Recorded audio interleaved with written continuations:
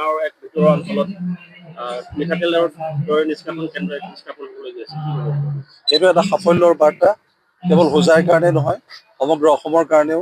হোজাই উন্নয়ন মঞ্চই আজি যিটো কৰি দেখুৱালে, ই সঁচাই নিদৰ্শন এটা আৰু আমাৰ আটাইৰে অনুকৰণীয়। ডেকা যি যুৱক যুৱতী আছে তেখেতসকলেও এই ধৰণে প্ৰচেষ্টা হাতত ল'লে নিশ্চয় অসমৰ আৰু বিশেষকে যিটো গ্ৰাম্য অসমৰ উন্নতি অনতিবাহ্য। তেখেতসকলে আজি 15 বছৰ ধৰি যিটো এটা অতি সাংঘাতিক কষ্ট স্বীকাৰ কৰি তেখেতসকলে এটা অনুষ্ঠান আগবঢ়াই লৈ গৈছে। তাৰ আজি আমি শিলান্যাস হ'ল এটা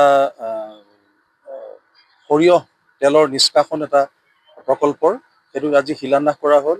আৰু এই প্ৰকল্পটোৰ জৰিয়তে ভৱিষ্যতে তেওঁলোকে আৰু বহুত ক্ষিপ্ৰতাৰে আগুৱাই যাব।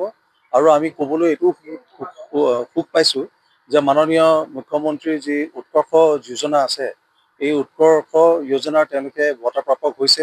ইতিমধ্যে তেখেতসকলে এটা স্বীকৃতি লাভ কৰিছে আৰু নাবাৰ্ডৰ সহযোগ ইয়াৰ লগত জড়িত হৈ আছে। গতিকে নিশ্চয় আৰু আমাৰ জিলাৰো কৃষি বিভাগৰ সহযোগ ইয়াৰ লগত জড়িত হৈ আছে।